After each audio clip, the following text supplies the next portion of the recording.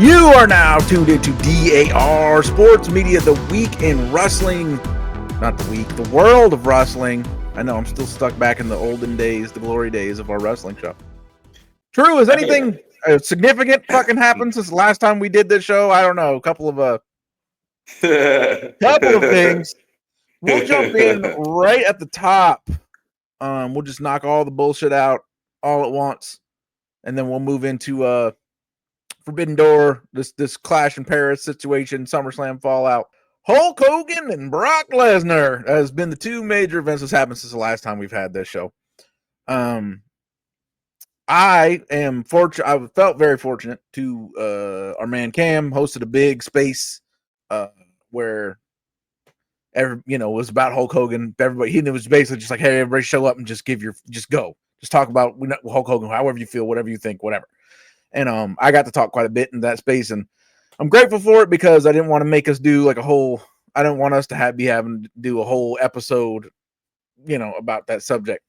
But the basics that I'll leave it off on, man, is to all those people who want to hand wave it and say, well, would you like to be judged by the worst thing you've ever said in your life? Or I hope none of you have ever fucked up anything, and hope you've never fucking done anything you regret. The thing is about that, I don't understand how you could say that to people when he himself does not think that what he did was wrong. That is the problem with that line of thinking. He was given the opportunity repeatedly to take accountability and apologize and move on, and he wouldn't. Never apologize. So how are you going to tell me I can't judge him for a moment of, the worst moment of his life when he don't think it was a bad moment? He has never himself said that it was a bad moment. So why are you saying that? Also, that to me is why that falls flat. I'm going to lay out for you in a second. So that to me is where that line of thought falls flat. I talked extensively on the show on that space about his contributions to the wrestling industry, which, I will continue to talk about long into the future because they are what they are. But to me, the bottom line is, man, it's a legacy and a kingdom destroyed by the man's own actions. And the poignant part about it, it's not just the actions. Really, it's the refusal to be given multiple chances to take accountability and to fix it, and to refuse to do so. That's the part that brings it all the way down for me, and why I don't think you can separate the legacy from what happened. If he, what I'm saying, like, now you have to, and that's another part of it that frustrates me, that personally, is a knife to the heart for me, as somebody who grew up, full disclosure, like 100% a Hulkamaniac when I was a little kid. Like, me and you and Cam were all like the perfect age for that era. But he did it himself, and that's what hurts the worst, is he had the chance. And the last thing I'll say, which was wild to me, this is something I did not expect. And this is when I'll turn it over to you, and you can continue to speak on your experience. I did not expect to hear. There was a lot, it was Cam hosting it. It was a lot. It was mostly like black creators who were talking in this space that I was in. And almost every single one of them said if he would have taken accountability and worked towards trying to unfuck what happened, we could have been cool. Almost every one of them. I did not expect that. I expected everybody to be in there like, fuck him, burn in hell. Yeah, it's a good thing I wasn't on that shit. Yeah. That's what's up. I would have said that shit at all. One of them was like, if he would have fucking taken accountability and taken steps to try and fucking make good, we could have been all right, but he fucking refused to. So it's fuck him. I did not expect that at all, and that was like, crazy, like, grace to me, in my opinion. Not like in a bad way, but just I was surprised by the amount of generosity and grace that those people in that space displayed. True. What about you, man? What's your take? So I'll say this. I was a youngster. I was at Super Brawl 5, I want to say, 1995. I was backstage with my mom and my mom's fiance at the time, and he worked as security, and Macho Man Randy Savage and Hulk Hogan were getting into the limo together, which I think is fucking hilarious when you think about their bad blood over the years. But they're getting in the limo together, and Macho Man, he Hey man, says, "Oh, some of the most better enemies are people who used to be best friends. they're friends." And so Macho Man says, "Oh yeah, I'll sign your WCW magazine." He signs it, and Hogan says, like he taps me on the head, which then I like did like this because I don't like people. I never like people pat me, even as a kid. I didn't like it. And he's like, "Oh, you want me to sign something?" And I was like, "Yeah." And I gives a WCW magazine with him on the front, and he signs it. And when he signs it, in my mind as a kid, I was like, he doesn't seem very nice. And like, this is a kid. In my mind, I told my mom, I was like, he didn't seem very nice. She said, well, he signed the thing. I was like, yeah, but he had to. And my mother, she laughed and she was like, he didn't have to. I was like, I felt like he had to. And it's almost as like, in my mind, I'm like, because if you don't do something, then in some ways that veil that people, that you have to put up as a performer and entertainer drops. So, I mean, I won't say anything bad about him in that regard. Like, he did sign my WCW magazine, which for like 15 years I had, and then eventually I guess I lost it. Which, I mean, now probably won't be worth shit, but at a point in time, it probably was worth Depending something. on who you selling it to. Depending. I mean, in this day and age, somebody might buy it for a lot more, especially after some things. So but I will say. As far as that space, like I said, I'm glad I wasn't part of that space. Shout out to Cam, obviously, for doing that. Shout out to everybody that spoke in that. Obviously, shout out to you for joining that space and speaking. But, I heard what Hogan said. I've seen what Hogan did following. And for me, I don't know, man.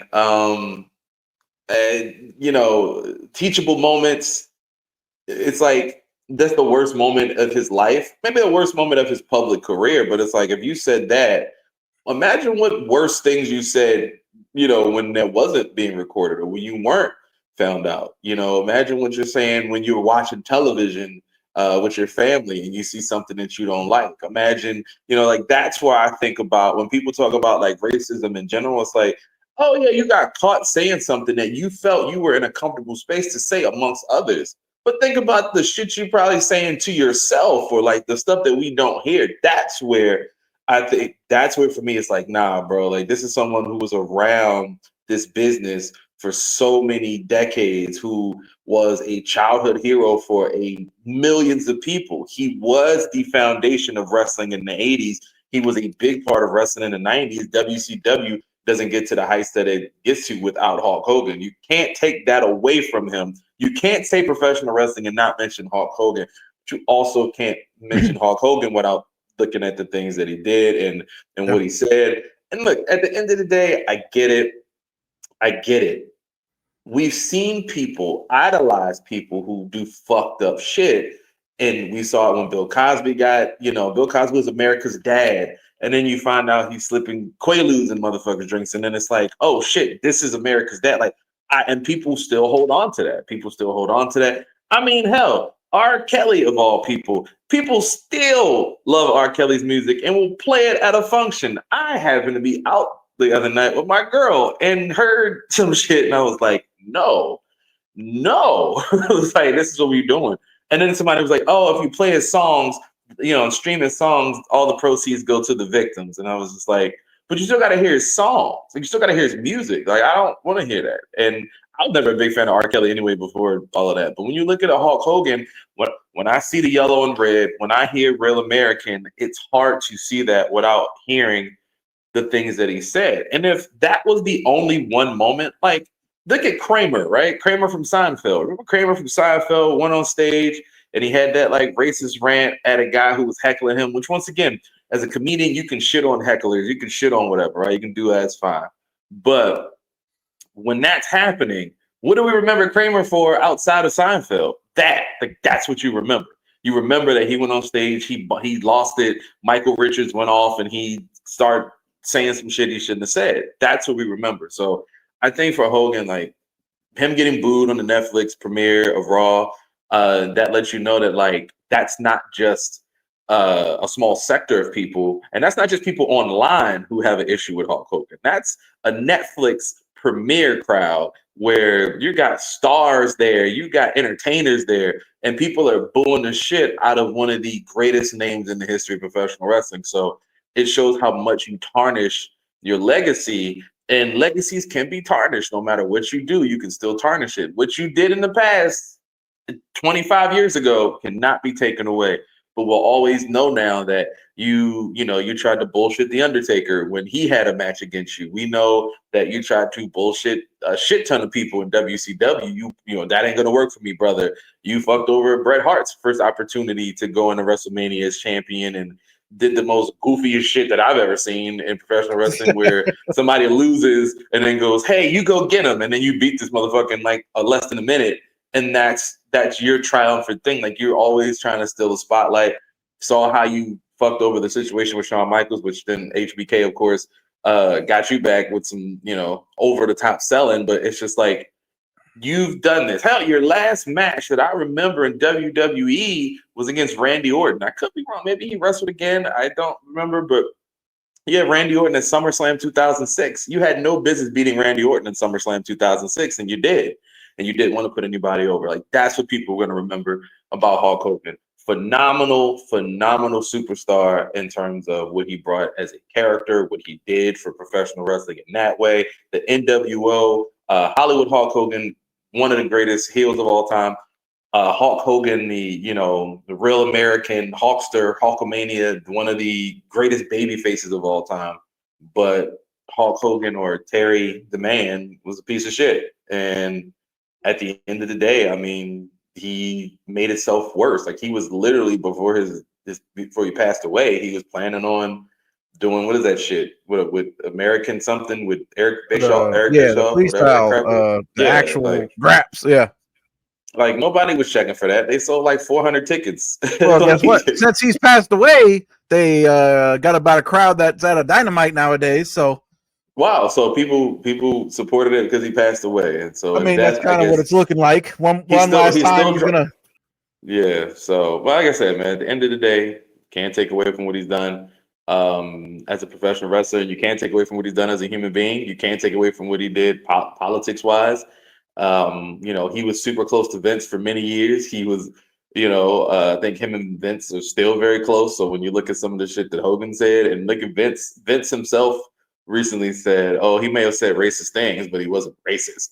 And it's just like, well, Vince, you're on camera saying the N-word on your own fucking program, and you thought that was cool. You were a old white man, bald, wearing a do-rag on television for about 2 months, which I did think was fucking hilarious for a couple reasons, but also still like, bro, you're not the authority to talk on that. You're not the authority to say this person wasn't this person wasn't that. So glad I wasn't in the space that you were in, because I would have jumped in like, I know y'all ain't talking about extending no grace. Like, grace is like, I made a mistake and I said I may have had a slip of the tongue or said something while I was drunk or angry or something like that, and it just wasn't proper. And even then, my grace wouldn't be that strong, because if you're drunk and you say stuff, or a lot of times you just reveal your true feelings behind closed doors, which is what is usually what happens. People can portray themselves as, I love everyone and I like everyone, no matter who you are. And then you get behind closed doors and you say a lot of words or a lot of things about people you would never say in front of their face. So, at least the one good memory I have of Hulk Hogan is him listening to Young Jeezy in his car that one time where he runs it back. That is the only good memory I take with Hulk Hogan. So, fuck him, but yeah. All right. Next order of business, I guess it folds into the SummerSlam and upcoming Forbidden Door of the Fallout. So we ain't gonna do too much on this next subject, because, as I was discussing with my bro True, just a lot of people are just not equipped or want to have like an adult conversation about this. Everybody has they have a very their opinion is set on it, and they've attached a strong amount of emotion to that opinion, to where no matter what I say, no matter what True says, no matter what anybody says going in any direction, their mind's not going to change. So that, by definition, is a pointless conversation. What I will say about the Brock Lesnar situation is I fucking need you guys desperately. I need you to stop using these fucking AI summaries on goddamn Google. I am watching people launch these fucking summary screenshots of these summaries at one another as gotchas, and both of them are fucking wrong. You had people who were going back and forth with incorrect Google AI summaries. You guys gotta stop, man. Please fucking stop with these fucking AI summaries. It has been about 6 weeks straight where I will either be in an argument or see an argument on Twitter where somebody uses one of them Google summaries, AI summaries, and it's fucking just straight up wrong, incorrect, because the AI cannot pick out nuances in answers. For instance, there was an argument going on about a AEW, the residency thing in fucking Chicago. This dude saying, see, Google AI says the fucking capacity is 3,000 and they can't even sell that out. Zabada. Well, if you go and look at the website of the venue, it says it has a capacity of 3,000 for like a banquet or a fucking party or a dance or something. Seated capacity is 1,500. But Google AI got it wrong because it doesn't know how to fucking nuance answers. Because it doesn't know how to do that yet. Please take this from someone who both has seen this on Twitter over and over and also is in college. It spends a lot of time inside of college classrooms these days. The AI don't fucking know how to answer questions correctly. It's going to be wrong at some point in your fucking answer. So I'm here to tell you that there is no oh boy, going off. Now, let's just, okay, first of all, let me fucking say this. Because if you go on there, why do we communicate like this as humans now? Where you can just say something that's a factually true statement, and then people will attach these 7 other things that you must believe or think behind it, when my statement does not infer support or non-support. My statement does not infer which wrestling company I like. My statement is just my fucking statement, which is the truth. Can we please fucking stop? Not every goddamn condemnation of AEW is fucking promoting WWE, and not every condemnation of something that WWE does is fucking promoting AEW. It's just a fucking statement about the thing you're talking about, and that's fucking it. Shit. Anyways, why is every week of World of Wrestling episodes really just internet wrestling fans stop being goofballs? That's the fucking the crux of the fucking conversation. Anyways. Go outside, man. I keep telling wrestling fans, go outside. Go outside. Please. To be clear, before I start making truthful, factual statements, I think it is in bad taste to put him back on TV before the fucking court case is either adjudicated or settled. I think that is in bad taste. To be clear. And also to be clear, we believe women here. I believe her story. I'm not saying that she's being untruthful when I say some of the things that I'm about to say. What I'm going to talk about is what is admissible legal evidence and what is not, and what you can hold against somebody when using them or not using them, or paying them or not paying them, and what you can't. So, with that said, I need you guys to stop. I saw so many people just straight misinformation, just not a fucking clue what the hell they were talking about, making statements that were completely definitive, like yes or no, this is what happened, this isn't what happened, and y'all had no fucking idea what you were talking about. I do, well, to an extent I do, as much as somebody who has read the fucking actual filing and has it and can send it to you if you would like it. If you get pissed about anything I'm about to say, tweet me when we tweet this link to this show. I will send you the actual goddamn filing from Janelle Grant's defense fucking case with the parts about Brock Lesnar highlighted, and you can see exactly what I'm talking about. This is not a fucking opinion. This is what's in the fucking thing. People were saying there's text message evidence against Brock Lesnar? No, there is not. There are text messages from Vince to her saying, this is what Brock said when I told him about how it's okay if he fucks you when he comes in to do his negotiations. Her story is that Vince contacted Brock and said, hey, I take care of my top guys. When you come in to negotiate your contract, you can fuck my woman while you're here. And by Vince's own words, in the text messages that we have seen, Brock's reaction to that was like, what are you talking about? Isn't that your woman? And he was like, oh, yeah, it's pass around. It's this, it's that, blah, blah, blah, blah, blah. And then Janelle Grant's story is, and then I texted Brock and got in contact with him. And then he said, if you're really fucking down for something crazy, send me a piss video. And then I did it.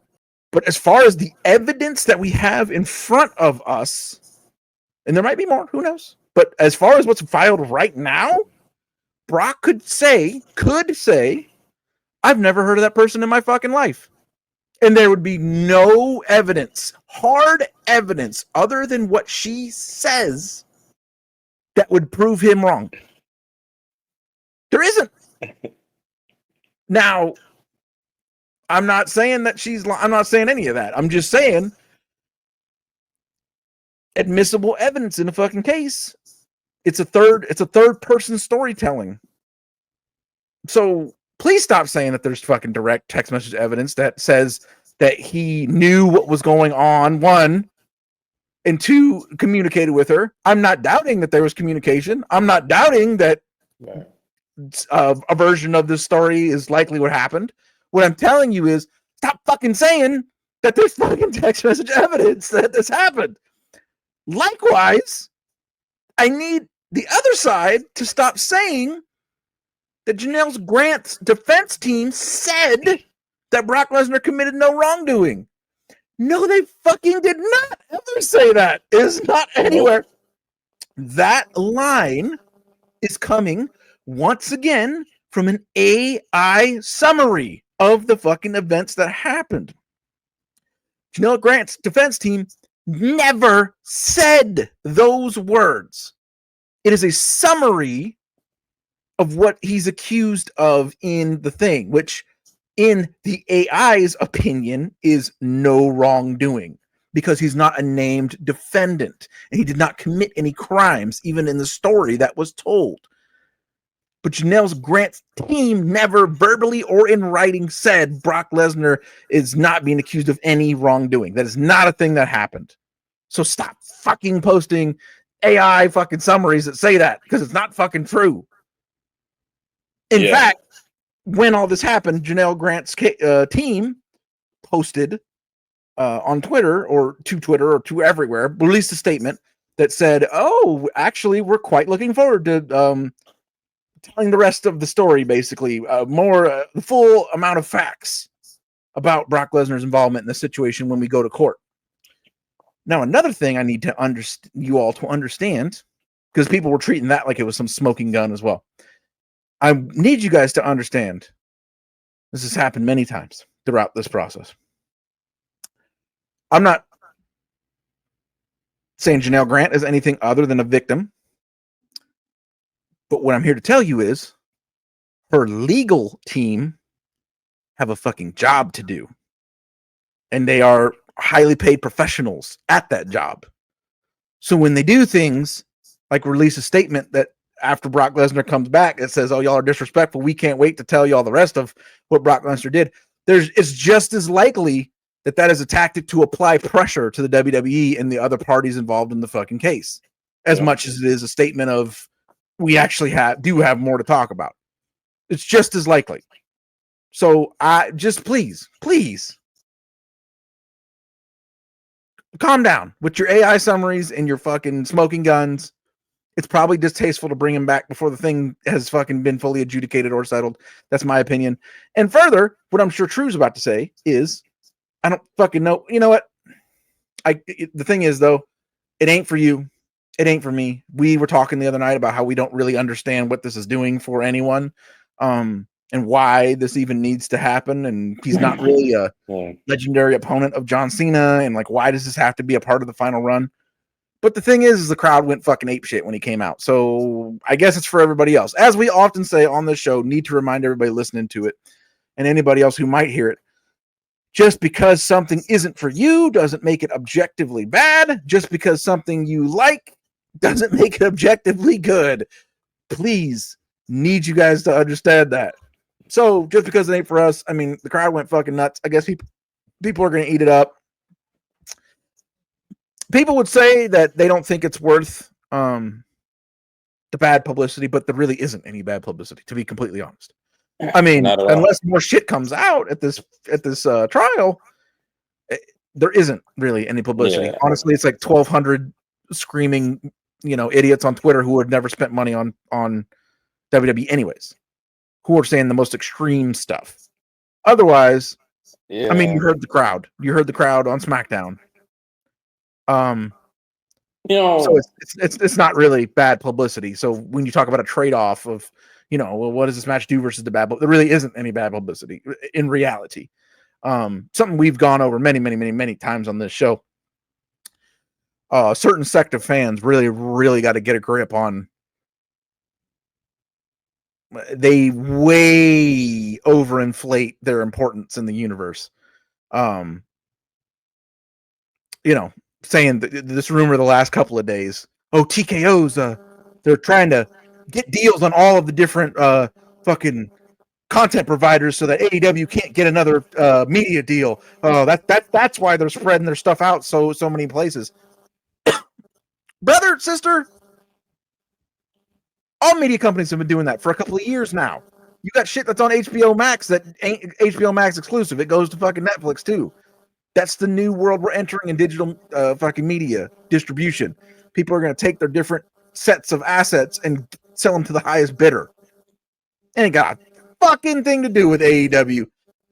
Tell me why UFC, and obviously they're changing, but that's because they got a big money deal. Tell me why UFC has been on the same channel as the number 2 promotion, PFL, for years.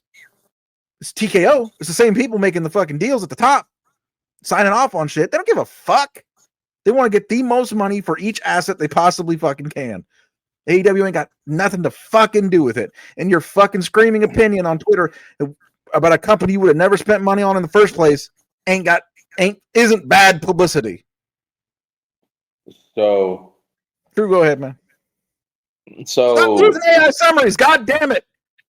I agree with that. I agree with that statement 100%. I think also in the sense of the Brock Lesnar thing, like I said, I've read all the information that I needed to read. I read it all, went down the rabbit hole. And like I said, it's not my place to speak on what I think of what I read, because honestly, like, that's for the courts to decide and the courts to talk about. And, that's a case, and that's an open case. And that's not something I care to, where I'm from, you don't talk about any open case, no matter what it is. If, I hope, justice gets served in this situation. I hope, I saw some people saying, oh, Brock is the trial run for Vince to come back. I don't think TKO has any desire to bring Vince back. Vince is working on his own stuff, and he's making the rounds again in terms of like interviews. And I think people are reading into it the wrong way. I think they're if you're saying that, you still don't get what the fuck happened in that deal. Yeah, that's not the deal. The whole deal was never had nothing to do with Vince.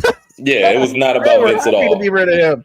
Yeah, so I think with the Janelle Grant thing, like I said, I get it's a touchy subject. Anytime you're dealing with any type of trafficking, harassment, coercion, and anything of that nature, it's a very touchy subject. That's not a subject that I care to get deep into details with. As far as Brock's involvement, it is what it is. In that, I personally would not have brought Brock Lesnar back, but they said he was cleared by WWE legal. We don't know what that means, obviously, but no one knows what that means. But that's what they're saying. That's the statement they're giving out. That's what they're saying. And if he's cleared at that point, it's up to the company's discretion on what they do. And it's not something I'm going to throw like a whole fit about. And I'm not going to be like, if you're excited about Brock Lesnar versus John Cena, I'm going to block you and I don't ever want to talk to you. Like, I don't care about that part of it. Like, I care more about the victim here getting justice, and that justice being what it is. And it's like, if Brock Lesnar has more involvement and we find out more, get that motherfucker, for sure. But there's not enough there where I could say unequivocally that I'm like, oh yeah, man, if you like anything that Brock Lesnar does, like, I hope you die. I hope, like, people are saying wild shit. And I'm like, bro, listen, when you go, if I was in an arena with 20,000 people or 50, 60,000 people, and that music comes on, at least 80 to 90% of that crowd is going to react, whether you're cheering, whether you're booing, it won't matter. What they care about, what TKO cares about, what WWE cares about is your reaction.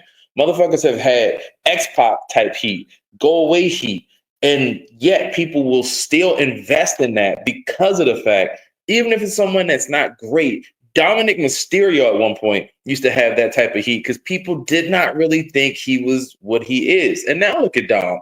Now, he didn't have any like allegations or anything on him. It was just people didn't like him. People thought he was, nepotism got him where he was. And now look, Dom is one of the most over motherfuckers on the program, and he's improved.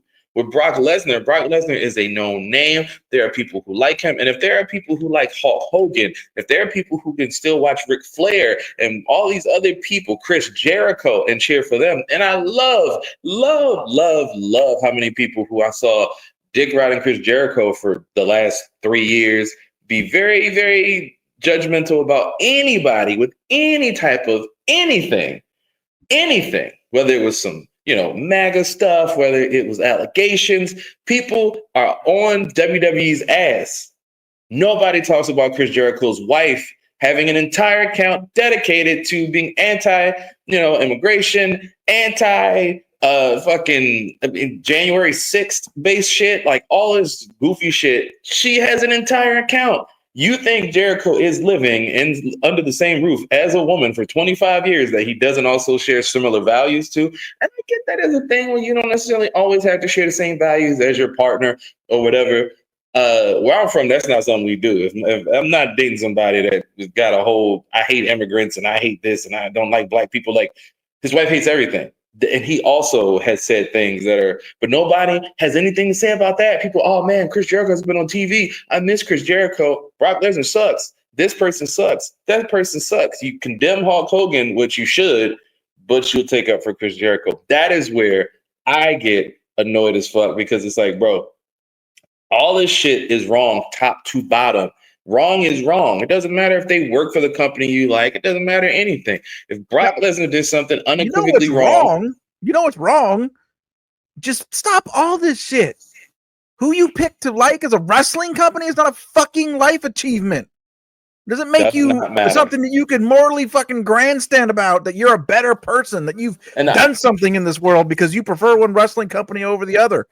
I just want to say one thing that has everything to do with these past couple of days for me that I thought was funny too. One thing that I noticed that people do when it comes to the tribalism is that they try to wrestling. God damn it. They try to paint their company that they prefer as this moral grandstand, this moral thing, and people attach to it. People go to war for this company. And there are people who might even turn their backs on people who don't subscribe to that. And where are those people now?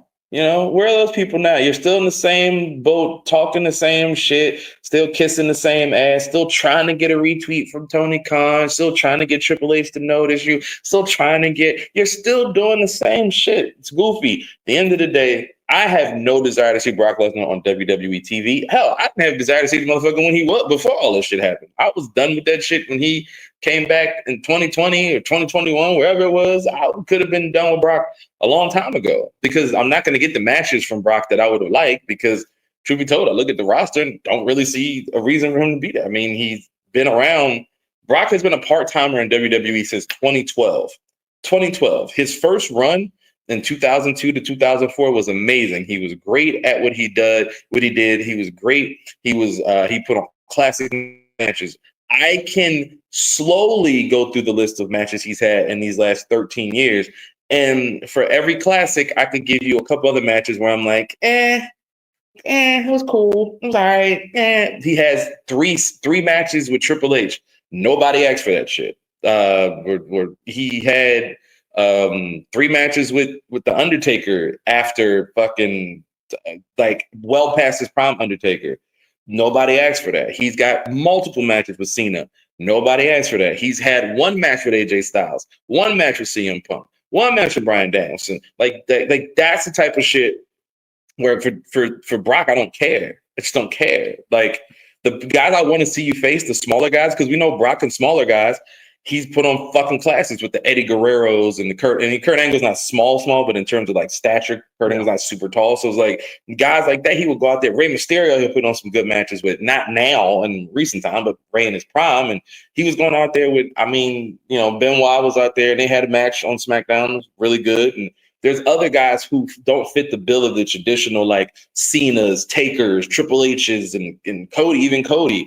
I didn't need 3 matches of Cody versus Brock. I didn't need that. I didn't want that shit at all. Like you're wasting somebody who gives you 10 appearances a year on 3 matches with the same person. You're not maximizing the potential of this person in the first place. So if you're gonna bring Brock Lesnar back for Cena's last run, which I guess some people want to see that for that one last time, I would have preferred much going a different route. And we'll get to this. I will say John Cena's heel turn has been the funniest failure of all time. You took what possibly could have been the greatest heel turn in wrestling history, and you completely fucked it up. Rock, you did absolutely nothing. You showed up, and you have not been back since. You are a jackass. That is a couple of things. Travis Scott, why were you even involved? And now they don't even want to mention you on television like that anymore. Just a fucking disaster on every fucking level. So let's go there because I'm already, you know, this fucking subject. I asked somebody who I've talked to, been friends with a long time wrestling. I asked your opinion, you know, because we've seen the last couple of weeks. You know, New Jersey, that was fucking magical. The other night in Montreal, there's people crying in the crowd supporting fucking John Cena, their fucking hero on his last fucking run. Like, we could have had this for this whole fucking time. And instead, so is it worth it to sacrifice those 6 months that we could have had that to attempt to do this heel turn? Yeah, because it makes it a slightly more special to get it back in that way. Because I mean, I don't know about that, but I'm just talking about purely the concept. So my thing was always when I would get into like the GOAT conversation, like who is the greatest of all time, and my counter to people saying Cena was always that Hogan had the fucking heel run. Hogan had not just a heel run; he had the fucking heel run. People don't understand. People are not old enough to know, but like this dude was getting, you know, 60s and 70s style heat in the fucking late 90s. This, you know, rings filling up with trash, people jumping the guardrail. He was the people. It's because people don't understand the game quite well enough, but like you need the villain in every great story.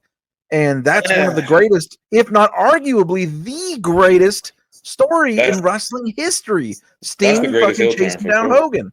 So that was always my answer, is like we never, and so to me, it's worth taking the shot on turning that Cena heel turn because so many people wanted it for so long, and because it was like, okay, no, if this works, then that's it. He's the man. He's the greatest of all time. He has the heel run too, where he can have that fucking that diversity. So purely upon the concept of like, was this worth what we lost to try it? I want to say this. This would have been more worth it if they changed anything about Cena outside of his promos. They changed this idea of you get absolutely nothing, I'm going to ruin wrestling. It was so dumb. That was dumb to me. That's dumb. It's very stupid because you're leaving. So you're leaving. The idea of I'm leaving. I hate these people. I've done this. I'm tired of this. I'm tired of wearing these fucking wristbands, these shirts. You don't get that. I want to come out in the suits like I do when I promote my movies. This is who you get. You get that guy, not this guy, not the not that. That's what would made it work, because it would have been a complete 180 from what we're used to. And that is what I thought we were going to get, because like if Cena comes out in those shorts, he's giving you Hollywood Cena, talking like Cena in his interviews when he talks to, Good Morning America and Today Show, and he's got like, it's a difference between him when he comes out and I'm fired up and the champ is here and shit like that. It's a difference. So if you give us that, that puts a whole entire different spin on his entire career, because all we've always known John Cena for, even as a heel when he was the rapper, jorts, t-shirt or jersey, coming out with his wristbands, coming out and doing this and trashing the crowd, trashing this. If he came out and became the corporate sell your soul guy, that would have made sense. And it would have worked in a way where the WWE and TKO they're very safe. So we gave you a heel turn. We gave you the basis of a heel turn, but we're going to still make sure we sell a shit ton of merchandise. We're going to make sure we still push that shit. We're going to make sure we still do this and that. And what would have happened? You don't get people cheering for Cena if he comes out with this Hollywood atmosphere. And if he were to do it with The Rock, and if Rock would have been there a little bit more, that would have really drove it home, because Cena winning over Cody with Rock having a hand in it, that not only continues the narrative that Rock and Cody are always going to be at odds, especially now, that also says Cena and Rock, these are the two biggest Hollywood stars that WWE has produced in the last 25 years. Batista could have a claim to it as well, but Batista doesn't have a bunch of starring roles. Like John Cena's in movies with Idris Elba and shit, and Peacemaker and stuff like that. So these are the two biggest Hollywood stars who both decided to turn heel. There was something there, and you could have used that to push other guys that are there. And instead, we just drop the belt right back to Cody. Even if the plan was to drop the belt back to Cody. There's even that you could have done a callback to, remember when at the Hall of Fame, when Cena was like, I'll never fucking go to Hollywood. I'll never leave like the fucking Rock did. Da, da, da, da, da, da, da. And now he's like turning on everything he said. And it's like mirroring real life, because he really is, and he realized, right, like the Rock is right. Like, fuck you guys. Like, and it's just, like I said, they ruined it, and it was so promising. And I honestly thought when the worst part about it is that Cena was also not listed for like 3 fucking weeks after he turned heel. Like, that's also the next night on Raw. If you say John Cena speaks that next night when it's white hot, that would have been where everybody watches. He could have said a whole gang of shit and really drove it home, and it would have made the WrestleMania buildup feel a lot better. And the reason why WrestleMania 41's buildup didn't feel like it should have felt was because the pieces weren't there. You're expecting The Rock to be there. You're expecting John Cena to be there. And we got like 3 weeks of just back and forth promos of Cody like, you're not the real John Cena.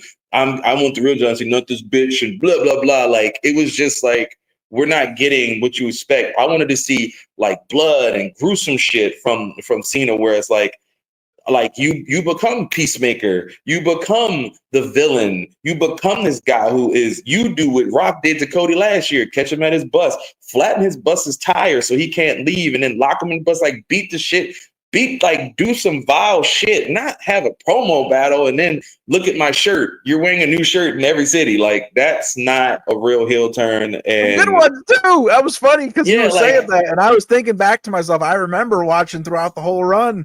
He would come out in those shirts that were like based off the city, and I'm like, oh, that one's fucking fire. That's nice. And if you look in the crowds, fucking half the crowd wearing them shits. So it was just like, if you really get nothing, the concept of you get nothing would have been, I'm not selling t-shirts for this last year. I'm not doing anything. I'm wearing no entrance. We turn out the lights and the lights come back on. I'm in the ring already. That's it. Like that, you get nothing. WWE they squandered a great opportunity, and now we just got to get these last couple months into Cena, and then Cena's out the door, and we'll see what WrestleMania 42 holds. It's like, I think when Cena's gone, and I hate to say it this way because he is a legend, I think WWE will pick up the pace, because Now you don't have to book around that. The entire focus of the show for the last 6 months is just about Cena and Cody getting back to Cena. That was the entire thing. I didn't like the fact that they teased the idea of Cody possibly going heel. I also don't know if Cody is able to do what he did before and overcome being booed by certain things. If you put him in there with a Punk or you put him in there with certain people, maybe Cody gets booed again. Are we heading towards the Codyverse in WWE now? Because they proved that people will boo Cody. There was a thought like, oh, Cody will never get booed. He'll never get booed. Now we're seeing that a little bit. And just because he had a phenomenal match and they did Superman versus Superman, you can only keep doing the Superman shit so long before people will eventually reject it, no matter what. Like, no matter what you do, people will eventually reject it. It's the reason why people like certain wrestlers. And Cody's got his fan base, but that fan base that was like, yo, I'm going for Cena over Cody. Hell, it's Randy Orton versus Cody. I didn't see that match, but I heard the crowd was slightly split there too. So if you have these guys that are popular also going against Cody, maybe the idea of Cody turning heel is something they could revisit down the line. I know he said, they're near the end of this babyface run, but then they just rebooted it. We'll see how it goes the next 7 to 8 months. But I just thought it was just a shitty job all around on building everything. Like there's nothing sympathetic about Cody in this at all. Cena just woke up one day and was like, I'm not a bad guy anymore, and I fuck the Rock and da da da, and I'm not doing his bidding anymore. And then the Rock is nowhere to be found at SummerSlam. But of course, the concept and the idea is probably that Rock is the one who sent Brock Lesnar back there and is going to since he turned on me, I'm going to destroy him. And there's the thing. But like Rock keep waiting in the shadows because he got a Martin Scorsese film. Like, bro, you taking up? This is goofy. Like, if you're not going to show up, just stay home. Like, just stay your ass home, bro. Like, out the storylines. Like, I love Rock's presence. He saved WrestleMania 40's build up for sure, but he kind of handicapped WrestleMania 41 because you weren't there. You being in the wings with Cena, that's must see TV for people because we never saw The Rock and Cena be fully on the same side. We only got like a little bit here and there where you got like especially his heels together. You're talking two of the best wordsmiths, the best promo guys ever together as heels. They completely fucked that up. So, I mean, it is what it is, man. I have no interest in what's going on in WWE right now because of that. Like that, I mean, it's just not, So nothing on Clash in Paris standing out to you.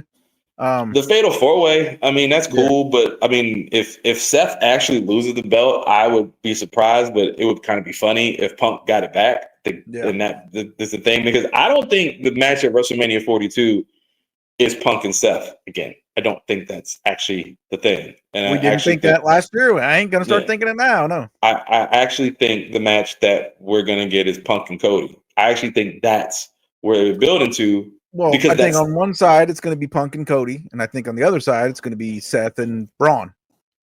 I can see that. I could also see Roman and Seth one-on-one. I think that might be built. But I don't know because Roman is about to leave anyway. He's gone for like a month to shoot Street Fighter, and then he might shoot another move. So you never know with Roman. Roman don't show up that long. The fact he did like 5 appearances in a row is a surprise to me in the summertime. That's usually we take his kids, take his kids down to Orlando Studios and shit. Like they go, they go do that Orlando. So I think the Fatal 4-Way could be a good match. I think that would be fun, be exciting.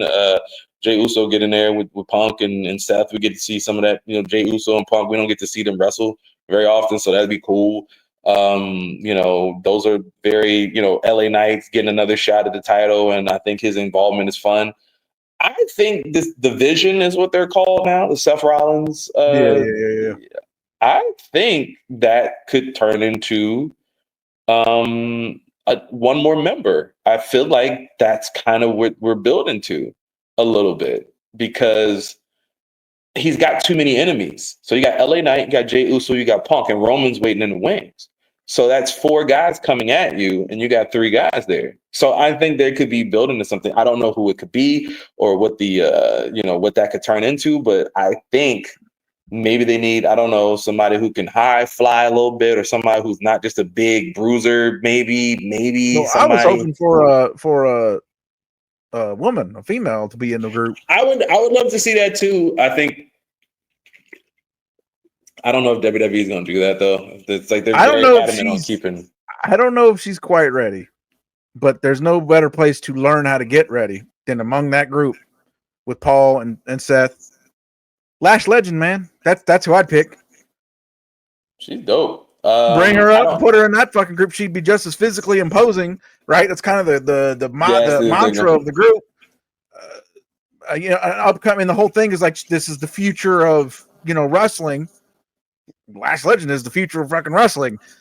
So I don't know. That's who I don't think that's they're who I gonna would do pick. it. Yeah, I don't see them bringing up a lady from NXT to take that spot. I think they're gonna elevate somebody already on the main roster.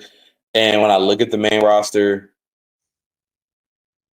I saw someone say Stephanie would be good for that role, and I don't like that concept. But No, hell no. but you know why I know why people are saying that, and it's People just fucking because love her. What the fuck are you talking about? yeah, it's just There's nothing you can do to that would be any better for her than what's going on right now. Like, well right? There's no. the reason why people are saying that is because if it becomes a thing that Naomi is out or has to drop the title, they're saying put the title on Stephanie, put her next to the world champion, and then they both rule, and then Paul Heyman can cut promos for her and put her over and put her even more over. But I wouldn't squander what she has. Oh, man. I've seen people say some interesting names. I saw people say Rhea Ripley, which I died laughing at that. I thought that was hilarious because we've already seen Rhea in a I group mean, with the other men. natural, obvious one is Becky, right? That That's hello. who. I mean, Yeah. she's right there, but for some reason, Becky doesn't fit to me. She does not fit at all. I don't think she like. Obviously, yes, that's her. That's her husband or And whatever. she But it's like, refers to her husband on a regular yeah. basis. Yeah. But it's almost like with the Bronson and Braun, she does not fit in that mold because they're like two big ass kickers. I mean, she is the last kicker, whatever. Yeah. But it's like her current character is not there. Kind of chicken She's shit not. a little bit. Yeah, it's just if she becomes like if she can in the next month or so kind of get back to being the man type vibe, then I could see that. But right now, like with the whole Lyra stuff and Becky shit, all I mean, and Bailey stuff and all the stuff she got going, it just don't feel like it would hit the same. But at the end of the day, man, Seth, they have something there. I love Bronson Reed and I like Braun Breaker. I like the whole taking Roman's sneakers thing. That's Yeah. I love that shit. Got the man walking But home in his socks. yeah, but I'm not like I said, Clash in Paris. It's they have so many events every fucking year. Like which ones mean something and which ones just are kind of there to kind of get you to invest for the the end of the month, and then they come back with another one in like 3 or 4 weeks, and it's nothing means anything because there's no big title changes happening. There's maybe like a return or something coming, but like there's nothing big. I know the Clash in Paris is supposed to be like a big deal, but I gotta wait to see the rest of the card. Like, what's the rest of the card? Have they announced more? It's looking like a Logan Paul and Cena, which all right, I guess. yeah. Drew McIntyre and Cody, I would like it. I'd be into it if That's cool. That's cool. I'd be into it if this one's for us. It's Damian Priest and Aleister Black. They're gonna beat the shit out of each other. That's gonna be fucking cool. That's a dope match. That'd be a dope match, yeah. But so Cody and Drew, I've been a long proponent on here that I think Drew is like, I know it kind of like fits with the shit he talks about, like, oh, I deserved it, but I really think he does deserve like a real fucking title run and a real like mount the like nobody has busted their ass more, been more reliable, been like every time they do something big, we're like it's a kind of maybe poking into a new audience. Who's the first motherfucker out of the curtain? It's fucking Drew McIntyre because anybody can tune into a show, not know anything, and be like, holy shit, who is that guy? Yep. Like, he's been that dude for so long and been so consistent and been so good at everything that he's done. And especially like in that Punk feud. I think, he won't because Cody just won the belt back, but I'm glad he's at least in the program and getting to be intertwined with Cody and possibly head down that road. Maybe if Punk beats Cody for the belt or something, they can revisit. It's a revisit, and then maybe that's where McIntyre finally wins it or something. I don't know. I've done a lot we're almost at an hour. It's been all WWE, man. What's cracking with this Forbidden Door card next week? Hey, so I've said it eh, before, and again, this doesn't mean that it's objectively bad. That's not what this means. Forbidden Door is just not for me, really. I don't. This is like an exhibition in my mind, yeah, basically. Like, cool, it's cool. Like, right, you're gonna see people that you don't always see, and fun, and like, right, Sasha Banks, Stephanie Vaquer had a fucking classic match that launched her career. Awesome, yeah. but otherwise, I just have a hard time getting excited for it. I don't think there's any chance whatsoever any of the titles are changing hands. No. So I am interested in, of course, Tony, and maybe that title's changing hands. Tony and Athena. We, of course, were basically required by law on this show to be excited about that because we've been fucking going nuts about Athena being on the show for fucking so long. So Only took him but 2 that's kind of years. it. It seems like it's I don't know, for me, it's a pretty regular thing that the rest of the card is just like, cool. But the women's matches, I'm like, oh yes, like good story, good pairing, like this is gonna be real good. So I'm excited about that. But the rest of it is Forbidden Door is just not a show that's really for me. I'll say Athena versus Tony. Obviously, that excites me because they're both amazing at what they do. Absolutely love everything Tony does. I think Tony is magnificent in her role. Athena is amazing in the ring. She is great at what she does. Outside of that, though, I don't know whose idea it was to have a 5-on-5 steel cage match with like 80% of the people who don't jump off cages or don't do anything and don't have knees or are injured. Will Ospreay himself was just injured and he somehow came back in like 3 weeks.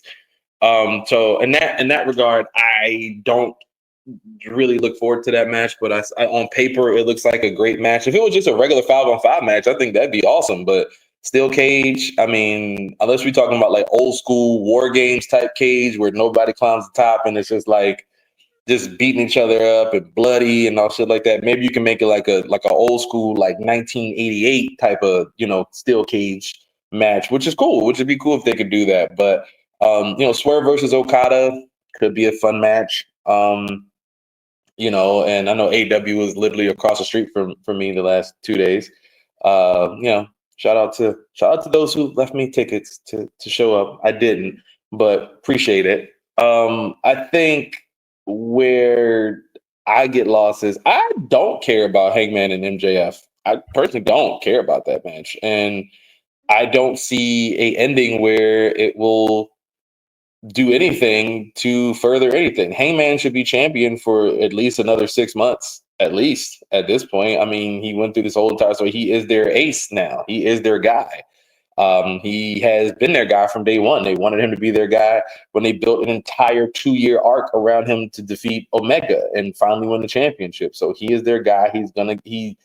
I don't know. I think he'll have a better run than he did the first time around, which it wasn't a bad run. You beat Bryan Danielson, you want to get CM Punk, and you had Adam Cole and all that shit. So and Lance Archer, Texas Deathmatch shit. Like he was doing great things as champion, but now he has an opportunity to go against some other guys. Like I said, I think Forbidden Door will be a good card to watch. I just can't imagine paying for that card. The CMLL New Japan stuff, I'm not really that big on those different matchups, especially because most of the guys that I would have wanted to see in New Japan come over are already there in AEW, and we kind of see them on a regular basis now, like Ospreys and all those other guys. Like we see them on a regular basis, so the appeal of it is not the same anymore for me. So when Forbidden Door like 2022 when it started, I was big on that because the whole idea of Punk versus Tanahashi and Mox versus this person or this person versus that person. Like I thought that would have been great, and I was excited to see where that could possibly potentially go. But for the most part, like I said, I'm not pressed on that, and haven't watched a lot of AEW. recently at all. I was at like a bar once a couple weeks ago, and they had Dynamite on, so I caught like a little bit of like Mark Briscoe and MJF, I think was the match, or maybe Mark Briscoe and somebody else, something tied to MJF. I mean, there's the rumors about Hurt Business, or I'm sorry, the Hurt Syndicate or whatever it is, and they're whatever. I mean, I just don't feel like AEW's been very eventful lately. I think they've been solid in wrestling, which they always are. They always put on good matches, good wrestling, and that's what you expect from them. I have not looked at their ratings or their numbers in quite some time, but something tells me it hasn't changed much. Hasn't gone up or gone drastically down much in the last year or so. They were like 600, 700,000. Pretty sure that's still the same, even when you add in max numbers. So I think they've found their niche, and then they're right there here, and they're right there, and they just stay there, and nothing gets really better. Even Hangman becoming like the ace is like Hangman was their ace before at the peak, and they haven't brought people back just yet. Swerve is a great professional wrestler, but this crossover superstar thing that they were trying to do, I think they squandered that a little bit. And I think every time they get momentum with certain people, they don't know how to take it to the next step. And it could be the stigma on AEW being like the second in command in wrestling, and could be whatever, but it could be their shitty business practices sometimes. But there's a number of things that could be the reason why AEW is not moving the needle, so to speak. But I still think, like I said, Hangman versus MJF in ring, that could be a fucking phenomenal match. I think all these good matches story are going to getting be told in the ring. yeah, like, there's gonna be some great matches. These are just great matches, and if that's what you want to see, if you're a sicko and that's what you pay to see, then by all means enjoy.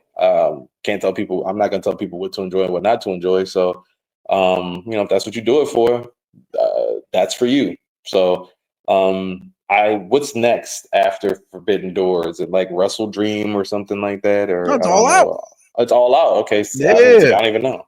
So hopefully All Out. I'm sure All Out will probably be a card that I'd probably like a little bit more and probably a little bit better. All Out So is always fucking good. Like, yeah. So like I said, it's just Forbidden Door being in August, just a weird. You know, what I mean, it's just a weird. It's so used to seeing it in early June, and maybe things would have been a little different if they did that. But like I said, I'm not like what's forbidden about the door anymore. Like, what's forbidden now? Like, you know what I'm saying? Like, what do we, like the first one felt like a forbidden door because you're like, oh, there's Ospreay coming over, and there's this guy coming over, and Okada's coming over, and this guy's coming. Like, everything felt like, oh shit, these guys that we don't really get to see on AEW television.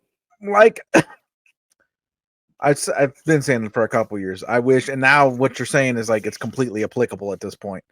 I wish Forbidden Door was like the first All In, where like it was the real Forbidden Door. Like, you don't know who is fucking showing up on this show. It could be Hammerstone. It could be, motherfuckers from GCW. It could be who fucking, you know what I'm saying? It could be fucking anywhere, anyone from anywhere. Like that to me would have been the great direction to go with Forbidden Door, and it's kind of not. I don't know. Like you said, it's kind of lost even what used to be intriguing about it. And yeah, but AEW shows very rarely fail to service the audience that they're intended for. So I'm sure everybody will love it. Another entity that never fails to serve the audience that it's there for is EAR Sports Media. Check out, we still got going on our NFL divisional previews. We got some more NBA content coming up real soon. We check out the Medium site all the time. We're setting new viewership records. The August is about to be the new highest viewed, highest read month in DAR Medium site history. Right after July set the record before that, and so it's just a new record every month. So check that out. Check out the reading. Check out United Football Media. We make content for them, a weekly show. Tell me about it. Getting that live this weekend as well. This is probably be releasing Friday night or Saturday. So tell me about it will be Monday morning to get you started off for your week if you're a football person. So get into that. All of that and so much more. Things you guys don't even know about that are coming up. Pretty big deal. We got some things cooking that haven't been announced yet, but they're going to be pretty neat. And that is because the world of DAR never stops.